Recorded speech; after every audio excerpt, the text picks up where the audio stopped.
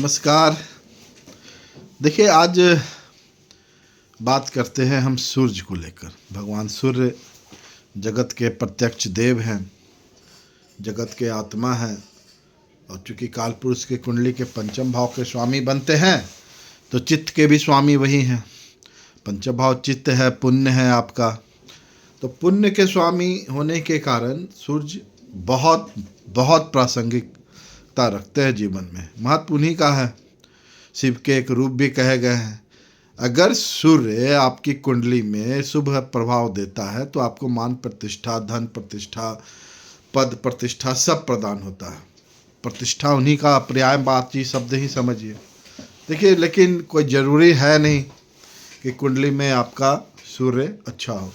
वैसे सूर्य को क्रूर ग्रह में शामिल किया गया है, और क्रूरता, राजा हैं तो क्रूरता नहीं होगा थोड़ा, तो फिर राजकाज कैसे होगा।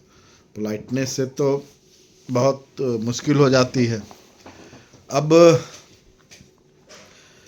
लग्न में सूर्य हो तो जन्म सुबह का होता है, दशम में सूर्य हो तो दोपहर का होता है, सप्तम में सूर्य हो तो सूर्यास्त के समय, रात्रि का समय हो जाता है, चौथे में हो तो मध्यरात्रि का जन्म होता है। ये केंद्र स्थान हुए। सूर्य आपका समय है जो निर्धारित करता है कि आपका जीवन किस तरह से बीतेगा। लग्न में अगर सूर्य है तो बहुत शुभ फल देते हैं, लेकिन सूर्य अगर कहा गया है कि क्रूर ग्रह है तो 3, 6, 10, 11 अर्थात उपचय भाव में बहुत ज़्यादा शुभता देते हैं। क्योंकि सूर्य जो है वो प्रतिष्ठा और सम्मान जो है वो अगर धीरे धीरे बढ़े तो स्थिरता प्रदान करती है। और रातों रात अगर आप प्रसिद्ध हो रहे हैं तो बहुत संभावना होती है कि रातों रात आप भुला भी दिए जाए। इसलिए अगर त्रिसड़ाय भाव में भी हो, 3, 6, 11, तब भी सूर्य को अच्छा ही माना जाएगा। 10 को जोड़ दिया जाए तो उपचय भाव हो जाते हैं। सूर्य जीवन में स्वास्थ्य का कारक है। अगर आप स्वस्थ हैं, पीढ़ी दर पीढ़ी आपके घर में कोई कार्य चल रहा है, वंशानुगत एक दूसरे में ट्रांसफ़र हो रहा है, तो सूर्य की शुभता मानिए। पुश्तैनी संपत्ति आपके घर में है, परदादा छरदादा के द्वारा अर्जित किया हुआ आप उपभोग कर रहे हैं, तो वो भी सूर्य ही है। सूर्य जीवन में ऊंचाई को देता है। पतंग पर्यायवाची है उनका एक, तो हवा में, आकाश में वही चमकते हैं। सूर्य की अशुभता हो तो जीवन में बहुत सारे चीज़ों की आपके कमी ले आएंगे। सबसे पहले तो स्वास्थ्य आपका डगमग रहेगा ही रहेगा। पिता का सानिध्य, पिता से प्राप्त सुख, परिवार का सुख में कमी आ सकती है। समाज में प्रतिष्ठा में कमी आ सकती है, और पद जो है वो बहुत अच्छा नहीं हो सकता। सूर्य की स्थिति जानने के लिए कुंडली देखिए अपनी, और कुछ राशियां में वो विशेष कहे गए हैं। मेष राशि में उच्च के कहे गए हैं, सिंह राशि में अपने घर के और मूल त्रिकोण के भी कहे गए हैं, क्योंकि काल पुरुष की कुंडली की 5वीं राशि सूर्य की ही राशि है। अब उनका प्रतीक चिन्ह सिंह है, शेर है, लियो के स्वामी है, तो लियो जो होता है वो तो राजा ही है। सूर्य की स्थिति अगर आपकी कुंडली में तीसरे भाव में है तो ये मान के चले कि आपका पराक्रम जो है देखने योग्य होगा। खूब अपने बल पे, अपनी ही क्षमता से आगे बढ़ेंगे आप। छठे भाव में हैं तो शत्रु को परास्त कर आप उनकी संपत्ति का भी भोग कर सकते हैं। इतना अच्छा सूर्य प्रभाव देता है वहाँ पे। दसम भाव में तो राजयोग ही समझे एक तरह का। नवम भाव में भी बहुत शुभ धर्म योग बना देंगे आपको। एकादश भाव में बढ़िया सोसाइटी, बढ़िया संगति आपको प्रदान करेंगे, जिससे आपको लाभ होता रहेगा। आपकी जान पहचान ऐसे लोगों से होगी जो समाज में बहुत प्रतिष्ठित हैं, और उनसे आपको काम लाभ मिलेगा।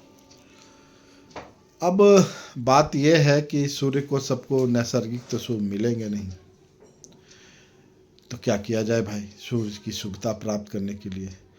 एक तो सबसे बड़ा उपाय जो है भगवान राम को भी बताया गया कि अगर आप विजय चाहते हैं जीवन में रावण पे, तो भाई आदित्य हृदय स्तोत्र का पाठ करके जाएं। ये महर्षि अगस्त के द्वारा बताया गया है, वाल्मीकि रामायण में इसका उल्लेख है।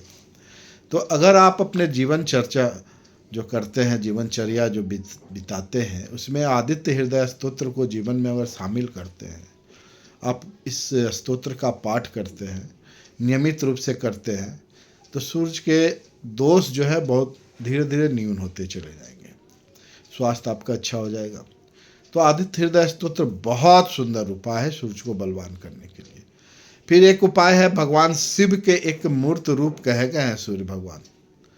भगवान शिव के 8 मूर्तियां कही गई है, उनमें से एक सूर्य भी है।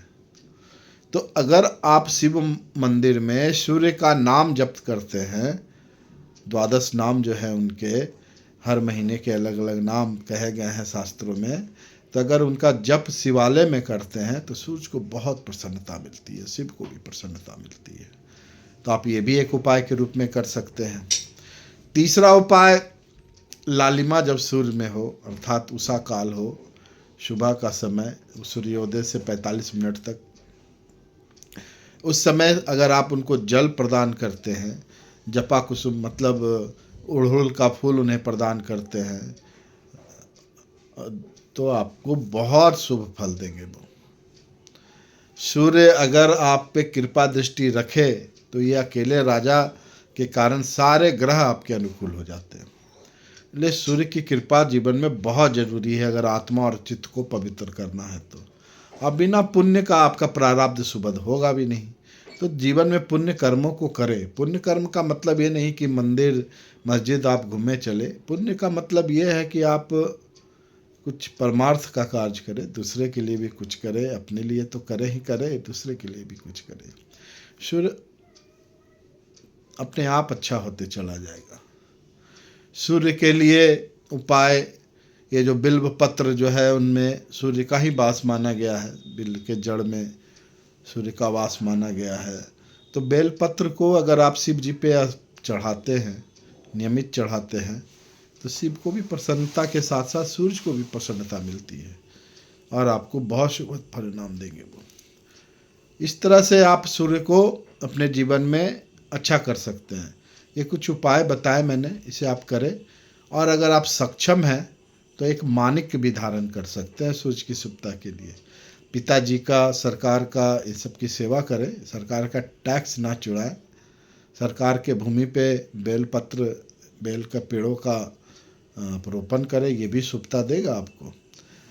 ये सूर्य के उपाय हैं, करें इन्हें और लाभ दें। और अभी तक अगर आपने मेरा YouTube चैनल सब्सक्राइब नहीं किया है तो कृपया ज़रूर से करें। बहुत बहुत धन्यवाद, फिर मिलते हैं।